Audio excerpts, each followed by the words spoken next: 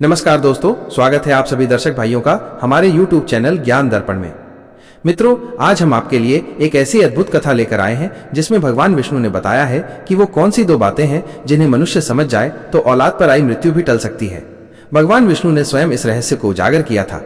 एक बार की बात है, भगवान विष्णु क्षीर सागर में शेषनाग की शैया पर विश्राम कर रहे थे। तभी देवर्षि नारद नारायण नारायण का जाप करते हुए उनके समक्ष पहुंच जाते हैं। भगवान विष्णु नारद जी को देखकर कहते हैं, आइए देव मुनि नारद, आपका स्वागत है।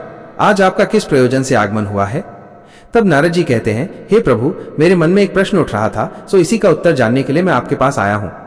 भगवान श्री हरि विष्णु कहते हैं, हे देव मुनि नारद, आपके मन में जो भी प्रश्न है आप बिना संकोच किए पूछ लीजिए, मैं आपके प्रश्नों का उत्तर अवश्य दूंगा। मित्रों, तब नारद जी ने पूछा, हे प्रभु, वह कौन सी ऐसी दो बातें हैं जो मनुष्य समझ जाए तो औलाद पर आई मृत्यु भी टल सकती है? भगवान विष्णु कहते हैं, हे देव मुनि नारद, आज आपने समस्त संसार के कल्याण हेतु प्रश्न किया है। इस प्रश्न में संसार का कल्याण छुपा हुआ है। जो भी मनुष्य इस कथा को ध्यानपूर्वक सुनता है वो समझ जाता है कि वो कौन सी दो बातें हैं जो औलाद पर आई मृत्यु को भी टाल सकती हैं। जो भी मनुष्य इस कथा को शुरू से अंत तक मन लगाकर सुनता है उसके घर में सदैव माँ लक्ष्मी का वास बना रहता है और उसके घर में कभी भी अन्न और धन की कमी नहीं होती। मित्रों, फिर भगवान विष्णु कहते हैं, हे देव मुनि नारद, आपको मैं एक अत्यंत पवित्र कथा सुनाता हूँ जिसे सुनने के बाद आपको आपके सभी प्रश्नों के उत्तर मिल जाएंगे। तब नारद जी कहते हैं, हे प्रभु, आप कथा को सुनाइए, मैं मन और ध्यान लगाकर इस कथा को पूरा सुनूंगा। तो चलिए अब कथा को आरंभ करते हैं। मित्रों, भगवान विष्णु देव मुनि नारद को कथा सुनाते हुए कहते हैं, हे देव मुनि नारद, प्राचीन काल में काशी नाम की एक प्रसिद्ध नगरी थी जिसे महादेव की नगरी कहा जाता है। उस काशी नगरी में राजा अंकित सिंह नाम के एक धर्मात्मा राजा हुआ करते थे। उनकी रानी का नाम गायत्री देवी था जो अत्यंत पतिव्रता और संस्कारी थी। वे दोनों पति पत्नी भगवान भोलेनाथ के बहुत बड़े भक्त थे और प्रतिदिन मंदिर में जाकर उनकी आराधना करते थे। राजा धर्मपूर्वक अपने राज्य का संचालन कर रहे थे और उनके राज्य में कोई भी व्यक्ति दुखी नहीं था। जनता सुख और वैभव से संपन्न थी। इसी प्रकार धीरे धीरे समय बीत गया, परंतु राजा को कोई संतान नहीं हुई। राजा की आयु अब ढल चुकी थी, फिर भी उनके घर में कोई बालक पैदा नहीं हुआ। एक दिन की बात है, महाराज सुबह सुबह एक गली से होकर जा रहे थे। वहां एक झाड़ू लगाने वाली स्त्री झाड़ू लगा रही थी। जब उस स्त्री ने राजा को आते देखा तो वो अपना मुंह फेर कर खड़ी हो गई। उसका ऐसा व्यवहार देखकर राजा को अच्छा नहीं लगा, लेकिन वे उस समय भगवान शिव के मंदिर जा रहे थे, इसलिए कुछ नहीं बोले। जब वे पूजा करके वापस राज दरबार आए तो उन्होंने एक सैनिक को बुलाकर उस झाड़ू लगाने वाली स्त्री को बुलाने का आदेश दिया। सैनिक ये सोचकर अचंभित हुआ कि एक साधारण स्त्री को राज दरबार में क्यों बुलाया जा रहा है, लेकिन उसने राजा का हुक्म मानकर उस स्त्री को बुला लाया। जब वो स्त्री राज दरबार में पहुंची तो राजा ने उससे पूछा, हे बहन, आज सुबह जब मैं भगवान शिव के मंदिर जा रहा था तो तुमने मुझे देखकर अपना मुंह क्यों फेर लिया था? वो स्त्री बोली, हे महाराज, आप भले ही मुझे मृत्यु दंड क्यों न दे दें तो भी मुझे कोई ऐतराज नहीं है, परंतु मैं सत्य ही बोलूंगी। राजा बोले, हे बहन, मुझे सत्य ही पसंद है। यदि तुमने असत्य बोला तो तुम्हें अवश्य ही मृत्यु दंड मिलेगा, इसलिए तुम बिना डरे हुए सत्य बोलो। मित्रों, फिर वो स्त्री बोली, हे महाराज, सुबह सुबह यदि आपका कोई मुंह देख ले तो उसका पूरा दिन खराब हो जाता है, क्योंकि आप संतानहीन राजा हो, इसलिए मैंने आपको देखकर अपना मुंह फेर लिया था।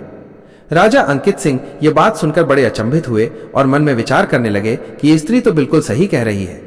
यदि किसी नगर का राजा पुत्रहीन है तो ये वास्तव में अच्छा नहीं है।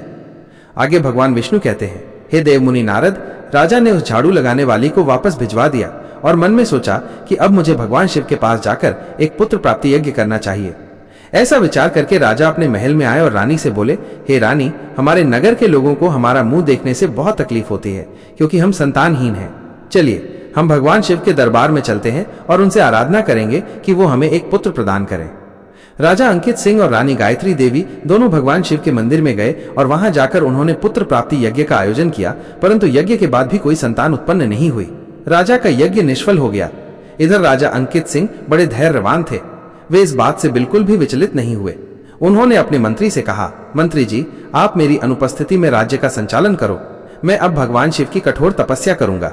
ऐसा निश्चय करके राजा भगवान शिव के मंदिर में गए और उनकी तपस्या करने लगे। धीरे धीरे तपस्या करते हुए राजा को 1 वर्ष बीत गया। तब भगवान शिव कैलाश पर्वत पर सोचने लगे कि अब मुझे इस भक्त के पास जाना चाहिए। कुछ समय बाद भगवान शिव राजा के सामने प्रकट हुए और बोले, हे राजन, मैं तुमसे अति प्रसन्न हूँ, वरदान मांगो, तुम मुझसे क्या वरदान चाहते हो? तब राजा ने कहा, हे प्रभु, आप तो अंतर्यामी हैं, सबके मन की बात जानते हैं। इस संसार में किसको क्या चाहिए और किसको क्या नहीं चाहिए, फिर भी मैं आपसे यही कहता हूँ, हे प्रभु, जैसे हंस बिना सागर सूना है, कोयल बिना जैसे बाग सूना है, उसी प्रकार पुत्र बिना कुल सूना होता है। राजा की बात सुनकर भगवान शिवजी बोले, हे राजन, वैसे तो तुम्हारे भाग्य में 7 जन्मों तक कोई संतान नहीं है, परंतु तुमने मेरी आराधना की है। मैं तुम्हें एक पुत्र प्रदान कर रहा हूं, लेकिन ध्यान रखना, उस पुत्र की आयु मात्र 25 वर्ष होगी। 25 वर्ष के बाद वो तुम्हें पुत्र का सुख देकर पुनः अपने स्थान को लौट जाएगा। राजा ने सोचा, चलो 25 वर्ष ही सही, कम से कम संतानहीन होने का कलंक तो मिट जाएगा। राजा ने कहा, जो भी हो प्रभु, आप मुझे पुत्र प्रदान कर दीजिए। मित्रों, उसी समय भगवान भोलेनाथ ने अपने एक गण को वहीं पर प्रकट किया और उससे कहा कि तुम जाओ, 25 साल के लिए इस राजा के पुत्र के रूप में जन्म ले लो। राजा मंदिर में से भगवान भोलेनाथ का वरदान लेने के बाद वापस अपने महल में लौट गए और ये सूचना अपने राजपुरोहित और महारानी को सुनाई। भगवान विष्णु कहते हैं, हे देव मुनि नारद, अब धीरे धीरे समय व्यतीत हुआ और भगवान भोलेनाथ के वरदान से रानी गायत्री देवी ने गर्भ धारण किया। राजा के घर में खुशी की लहर दौड़ गई। समय के अनुसार भगवान भोलेनाथ के उस महान गण ने राजा के पुत्र रूप में जन्म लिया। राजा और रानी बड़े प्रसन्न हुए। संपूर्ण काशी नगर में उत्सव मनाया गया और ब्राह्मणों ने उस पुत्र का नाम रुद्र प्रताप रखा। धीरे धीरे रुद्र प्रताप बड़ा होने लगा। वो अपने पिता की तरह धर्मात्मा और ईश्वर भक्त था। राजा अपने पुत्र के लाड़ प्यार और लालन पालन में वो बात भूल गए कि इस पुत्र की आयु मात्र 25 वर्ष है। जब उस पुत्र की आयु 15 वर्ष की हुई तो एक दूसरे नगर के राजा तेज सिंह की एक पुत्री थी जिसका नाम वैदेही था। वह अत्यंत दान धर्म करने वाली और परम सुंदरी कन्या थी। राजा तेज सिंह ने जब रुद्र प्रताप के बारे में सुना कि वो धर्मात्मा और तेजस्वी है तो उन्होंने अपनी कन्या का रिश्ता राजा अंकित सिंह के यहाँ भिजवा दिया। राजा अंकित सिंह ने सोचा कि मेरे पुत्र की आयु 25 वर्ष है, मुझे इसका विवाह कर देना चाहिए ताकि मेरा वंश आगे बढ़ जाए। मित्रों, ऐसा सोच विचार कर राजा ने अपने राजकुमार का रिश्ता तय कर लिया और कुछ समय में ही राजकुमारी वैदेही का राजकुमार रुद्र प्रताप के साथ विवाह हो गया। राजकुमारी वैदेही बहुत ही पतिव्रता स्त्री थी। उसका एक नियम यह भी था कि वो भोजन तब तक नहीं करती थी जब तक किसी भूखे प्राणी को भोजन नहीं करा देती थी। धीरे धीरे समय गुजरता गया। भगवान विष्णु कहते हैं, हे देव मुनि नारद, इधर राजा अंकित सिंह को लगने लगा कि उनके पुत्र की मृत्यु का दिन नजदीक आ रहा है। उसकी 25 वर्ष की आयु पूरी होने वाली थी। राजा तो पहले से ही जानते थे क्योंकि भगवान भोलेनाथ ने उन्हें सब कुछ बता दिया था। राजा ने ये बात किसी को नहीं बताई थी। राजा की चिंता बढ़ती जा रही थी। जैसे जैसे राजकुमार की उम्र बढ़ रही थी वैसे वैसे राजा की चिंता बढ़ रही थी। धीरे धीरे जब राजकुमार की आयु में मात्र 4 दिन शेष रह गए तो राजा सोचने लगे कि अब मैं क्या करूं। मेरा पुत्र तो 4 दिन के बाद मृत्यु को प्राप्त हो जाएगा। मित्रों, पुत्र मोह के कारण राजा भगवान भोलेनाथ के वरदान को भी भूल जाते हैं और पुत्र में आसक्ति होने की वजह से वे बीमार पड़ जाते हैं।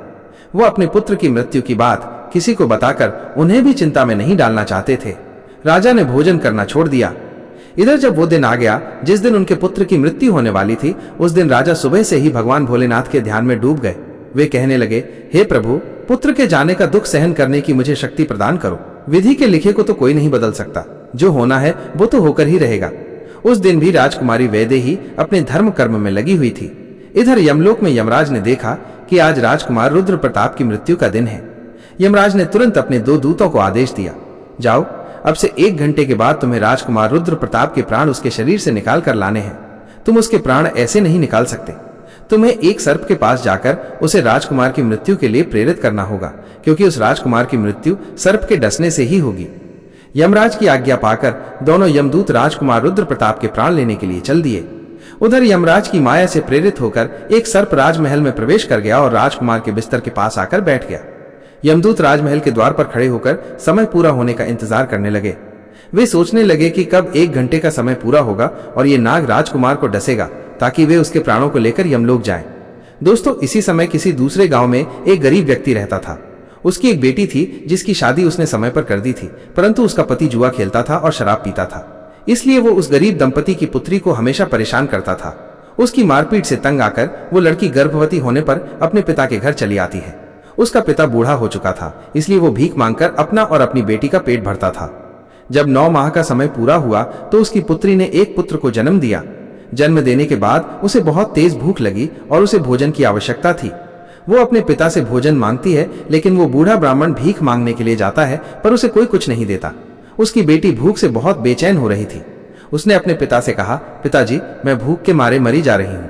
मुझे बिना भोजन के 3 दिन हो चुके हैं। यदि तुम्हें कुछ मिला हो तो मुझे खाने को दे दो, नहीं तो मैं अपने बच्चे को ही खा जाऊंगी। तब वो बूढ़ा आदमी कहता है, पुत्री, तुम इस पुत्र को मत खाना।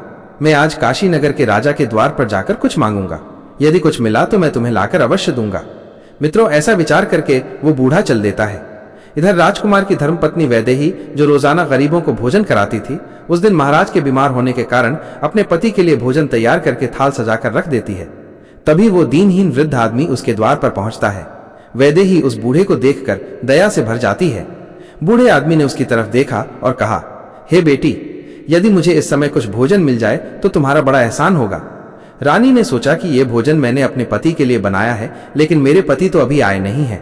तब तक मैं ये भोजन इस बेचारे गरीब व्यक्ति को दे देती हूँ। मेरे पति आ जाएंगे तो मैं उनके लिए और भोजन तैयार कर दूंगी। इतना कहकर राजकुमारी वैदेही ने अपने पति के लिए बनाया हुआ भोजन उस गरीब बूढ़े आदमी को दे दिया। बूढ़ा आदमी उस भोजन को लेकर बड़ी शीघ्रता से अपने घर आता है, क्योंकि उसकी पुत्री 3 दिन से भूखी थी। उधर राजा का पुत्र अपने पिता की देखभाल करने के बाद अपने कक्ष की ओर जाने लगता है। उसके महल के द्वार पर 2 यमदूत तैयार खड़े थे और नाग उसे डसने के लिए बिस्तर पर बैठा था। मित्रों, तब भगवान विष्णु कहते हैं, हे देव मुनि नारद, जब समय अच्छा होता है तो सब ठीक होता है। आप ये ध्यान रखें कि किसी भी विपत्ति को टालने के लिए आपको एक संकेत अवश्य मिलता है। यदि आप उस संकेत को पहचान गए तो बड़ी से बड़ी विपत्ति भी टाली जा सकती है। राजकुमार ने अपने कक्ष में जाने के लिए जब सीढ़ियों पर पैर रखा तो उसे छींक आ गई। उधर उसका निर्धारित समय पूरा होने वाला था। यमदूत बड़े उतावले हो रहे थे और नाग गुस्से में बैठा उसके आने का इंतजार कर रहा था। उधर उस बूढ़े आदमी ने भोजन ले जाकर अपनी बेटी को दे दिया। लड़की ने जब भोजन खाया तो वो पूछने लगी, पिताजी, ये भोजन आपको किसने दिया है? लड़की के पिता ने कहा, पुत्री, ये भोजन यहाँ की महारानी ने दिया है। यहाँ के राजा की पुत्र वधू ने मुझ पर दया करके ये स्वादिष्ट भोजन मुझे दिया है। भोजन देखकर लड़की की आत्मा से दुआ निकलने लगी। वो भगवान से प्रार्थना करने लगी, हे भगवान, जिसने भी ये भोजन दिया है उसका सुहाग अमर हो जाए और वो सदैव सौभाग्यवती बनी रहे। मित्रों, जैसे ही वो उस भोजन का निवाला अपने मुंह में ले जाती है, उसी समय उसकी आत्मा से यह आशीर्वाद निकलता है कि उसका पति अमर हो जाए। मित्रों, फिर भगवान विष्णु कथा को सुनाते हुए कहते हैं, हे देव मुनि नारद, सच्ची आत्मा से निकला हुआ आशीर्वाद जरूर फलित होता है। अब इधर लड़की का आशीर्वाद सीधे भगवान शिव के पास पहुंचता है तो उनका सिंहासन हिल जाता है। भगवान भोलेनाथ मन में विचार करने लगे, दुनिया में ऐसा क्या घटित होने वाला है। उन्होंने तुरंत देव मुनि नारद को बुलाया और कहा, हे देव मुनि नारद, जरा देख कर आओ, तीनों लोकों में क्या घटित होने वाला है। नारद ने जब देखा तो सब उनकी समझ में आ गया। उन्होंने जाकर भगवान भोलेनाथ से कहा, हे प्रभु, एक विचित्र घटना घट रही है। राजा अंकित सिंह के पुत्र की मृत्यु का समय आ गया है। यमदूत दरवाजे पर खड़े हैं, नाग उसके बिस्तर में फन फैलाए हुए बैठा है और राजकुमार सीढ़ियों पर चढ़कर ऊपर जा रहा है। जैसे ही वो अपने बिस्तर पर जाएगा, नाग उसे डस लेगा। उधर उस बूढ़े आदमी की पुत्री राजकुमारी को आशीर्वाद दे रही है। उसकी आत्मा से आशीर्वाद निकल रहा है कि उसका सुहाग अमर हो जाए। हे भगवान, ये कैसा विचित्र संयोग है। एक तरफ मौत लेने को खड़ी है तो दूसरी तरफ आशीर्वाद उसकी लंबी उम्र की प्रार्थना कर रहा है।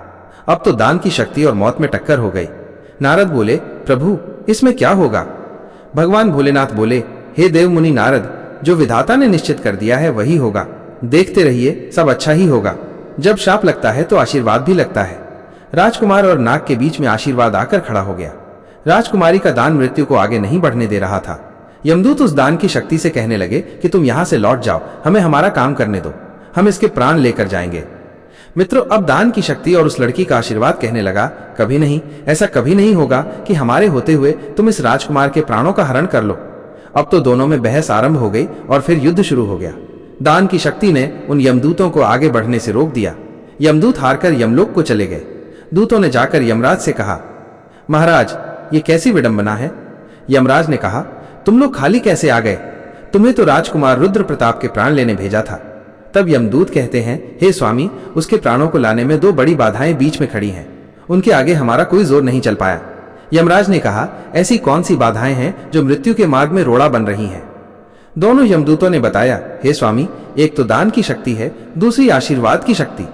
इतनी बात सुनकर यमराज बोले, हे दूतों, लगता है प्राण लाते लाते तुम लोग बूढ़े हो गए हो। मैं जाकर देखता हूं कि कौन सी बाधा राजकुमार के प्राण लाने से रोकती है। मित्रों, फिर भगवान विष्णु कहते हैं, हे देव मुनि नारद, फिर यमराज धरती लोक पर स्वयं ही आए। उधर भगवान भोलेनाथ ने मन में सोचा कि अब मुझे इनमें समझौता कराना होगा। यमराज इनसे जीत नहीं पाएंगे और अगर यमराज हार गए तो ये प्रकृति के नियमों का उल्लंघन होगा। यमराज जब वहां उपस्थित हुए तो वहीं भगवान भोलेनाथ भी प्रकट हो गए।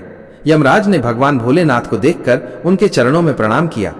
भगवान भोलेनाथ यमराज से बोले, हे यमराज, तुम नहीं जानते हो, तुम्हारे विधान के अनुसार इसकी आयु पूर्ण हो चुकी है, परंतु आप मुझे ये बताइए कि क्या श्राप नहीं लगते? श्राप तो मुझे भी, श्री हरि विष्णु को और ब्रह्मा जी को भी झेलने पड़ते हैं।